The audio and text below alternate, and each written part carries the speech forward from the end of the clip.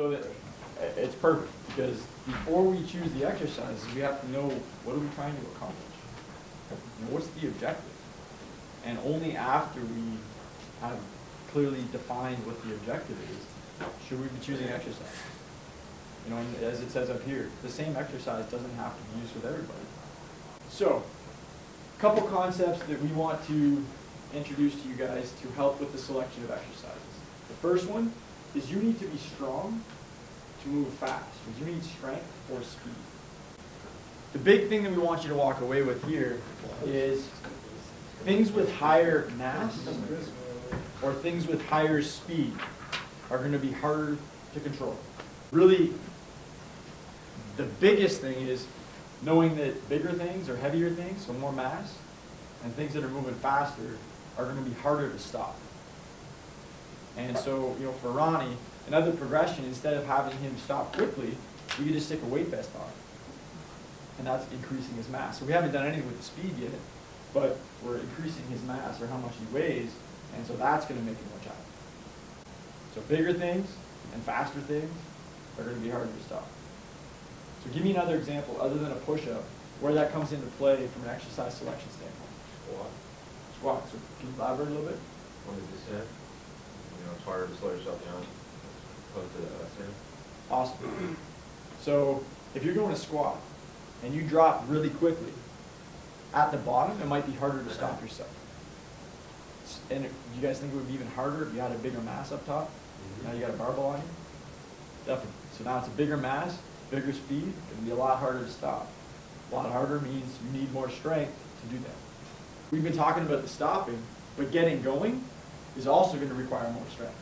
So if we want to get going to achieve a higher speed, or we want to get a bigger mass going, as Steve is saying, that's also going to require more strength. So if we want to speed things up faster or slow things down faster, that's going to require more strength. And that's going to be true of any exercise. So if we're doing a lunge, you know, why might it be, like if somebody's doing a lunge, they lunge forwards and try and come back quick. Well, knowing this now, why might they round their back or flex their spine here and then extend a little bit more if they're going quickly? Momentum. Momentum. So the momentum of their trunk, they're going this way, momentum of their trunk is carrying here. They need to be really strong in the back to prevent that from continuing to move forwards. When we're working with our clients, knowing that if we move faster, it's going to require more strength for them to stop and then change direction and come back. So initially, maybe we don't have to move so fast. Let them control or just see if they have the capacity to perform slowly, then we start adding the speed to it. When we're trying to speed something up or slow something down, we can really play with how long it takes to do that. So if we take more time to slow ourselves down or more time to speed ourselves up, we're not going to need to be as strong to do that. But if we want to speed ourselves up really quickly, so lots of acceleration, or we want to stop ourselves or slow ourselves down really quickly, it's going to require more strength to do that. So if I jump up and stop quickly versus jump up and land softly, which is going to require more strength to do? Stop quickly. Heavier things, faster things are going to influence how much strength we need. But the other caveat here is how long it takes us to speed up, slow down. So we can play with the length of time there if we don't have the current capacity. So what happens if somebody doesn't have the strength? So I jump up, say I jump off the table. I land on the ground, and I don't have the strength to actually stop myself quickly. What's going to happen? You're either going to fall to the ground or you're going to get plenty of injury. Okay, I'm going to fall to the ground. So I jump up and I land and I just fall to the ground, or I hurt something. Maybe my knees go in, my back rounds. What's my body doing? Absorbing the energy. Exactly. My body is saying, you may not have the strength to do it. I'm going to force you to do it. So I'm going to extend the time because you don't have the strength to do that. So I'm going to round my back, my knees are going to come in, and all that does is extend the time it's taken me to slow down. Definitely. Why do sprinters wear stiff-soled shoes? So there's any spring or stuff. Exactly. You don't want to absorb. You want force to be high. And so if you want force to be high, you're going to have to be stronger. So sprinters, the whole goal is to be as fast as possible. But they need to be super strong because stiffness is also important. That time on the ground has to be minimal. If time on the ground is going to be minimal, that means the strength that they need, or the force they need to produce, is really high. And so there are going to be instances like the firefighter here when stiffness is important. You don't want to extend the time because extending the time is going to make you less efficient. Give me another example, an exercise example, maybe something we've done that relates back to this. The lunges, the alternating lunges. Continuous. Yeah, the jumping lunge. Yeah, the jumping lunge. Yeah. You know, so if you're really stiff and you can switch feet really quickly, time is short. You need more strength to do that. So somebody who doesn't have the strength can still perform the exercise, but maybe what the instruction is as the coach is absorb. When you're switching, go down a little bit deeper because you don't need to be as strong to do that. So it's not that the exercise is bad. It's just how you perform might depend on the capacity of the client. And so we can't, when we're choosing exercises for our clients, we have to consider that when we're moving fast, we need to be strong. So we can't assume that something like a bodyweight exercise doesn't require a lot of strength. It does. And if they can't produce the strength to either take off or slow themselves down, like we talked about before, you see the knees going, you see the back go, you see them crumple a little bit, and maybe an injury happens. So I want you guys to think about a teeter-totter here. We got a big gorilla sitting on the end of the teeter-totter. If we wanted to balance that out, but I wasn't going to sit on the end of the teeter-totter, I was going to sit right here. Do I need to weigh the same as the gorilla? Even more. How come?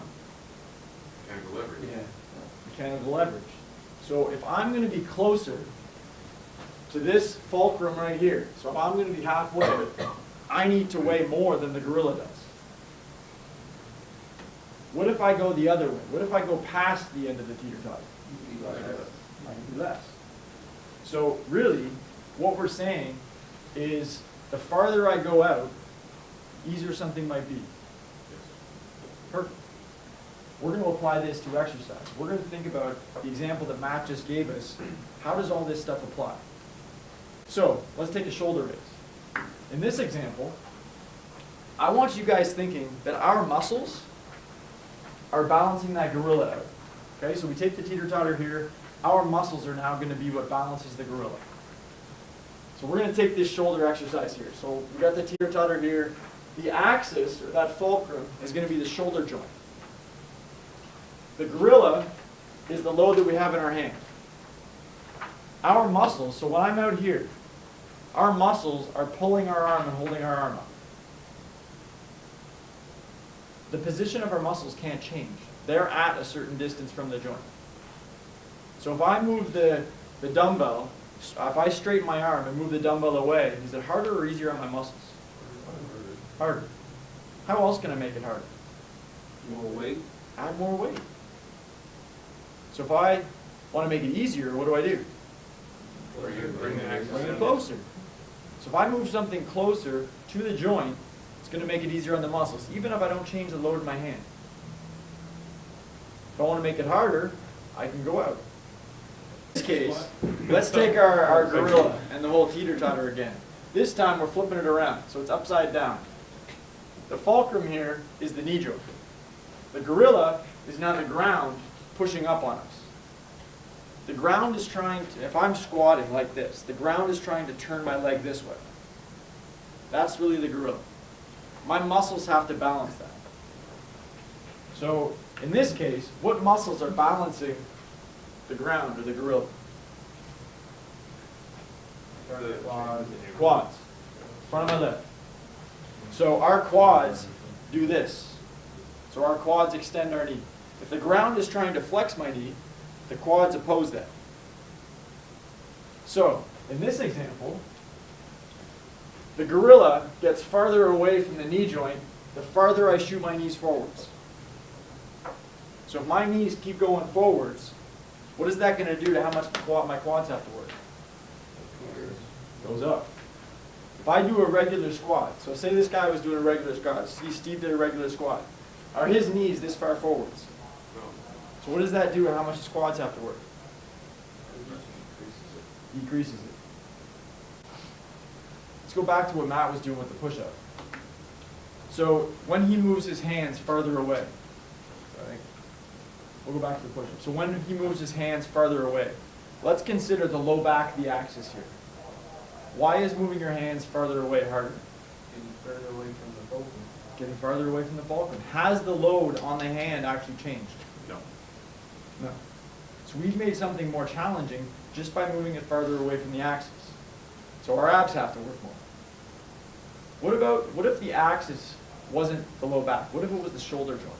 So in this case, I start moving my hands forward. Easier or harder for the muscles around the shoulder joint? Harder. Harder. What muscles? It's going to be the lat, really. Awesome. Mainly. And then, Why is it the lat? because the lats, because you're in pushing here, really, and you don't have the lat engaged. But Yep. as soon as you come up here, you're keeping yourself in from falling out. So that's when the lat engages. Amazing. So when we move the hands forwards, what is the ground trying to make my arm do? Come up. That way. So my muscles are pulling it the other way. In this case, when my hand is directly under the shoulder, that distance between the gorilla and the fulcrum is 0. It's sitting right underneath that axis. If I start to move this way, just as Steve said, ground's trying to make me do this, my lats have to oppose it. They have to pull my arm back. If I start walking this way, what happens? Is it still my lats? No, it's going to be your anterior delta. And be my anterior delta. Because now the ground is trying to make me do this. So front of my shoulder has to work to prevent me from doing that, from falling on my face. All right, so let's go to this example. When Matt lifted one arm up off the ground. If I go to a regular push-up, and now we're considering the spine as the axis. I've got a force being applied here trying to turn me this way, at a distance from that axis. This hand is opposing me. This one's trying to turn me this way. If I drop this hand down, now what happens? This one's still trying to turn me this way. What happens to everything in here? Tightens up. Because now this stuff has to do the work that my hand was doing. There's nothing here anymore to help balance this out. So now my core has to engage to actually oppose what was going on with this hand. If Matt moves his arm this way, easier or harder? Harder. Harder. This distance increased. Okay, so the load in the hand didn't increase, but this distance increased. What about anybody do front squats? Yep. The load on the front of the shoulders? Yeah. So if the load is on the front of the shoulders, if it's sitting right on the shoulder joint, do your shoulders have to do any work? No. No. As you fatigue, what tends to happen with the bar? Rolls down. Rolls down. What happens with the shoulders? How much do they have to work? Way harder. So as the bar rolls forwards, it gets farther away from the shoulder joint. Shoulders have to work more. That's if we consider the shoulder joint. What if we consider the low back? So as the bar rolls down our arms, what is it doing to how much our back muscles have to work? Taking more than load. It's increasing that as well. Because now the load's getting farther away from my back muscles. So the closer I keep it to those back muscles, the less they have to work. So we can just play with the position of our hands or the position of the load and make things easier and make things harder.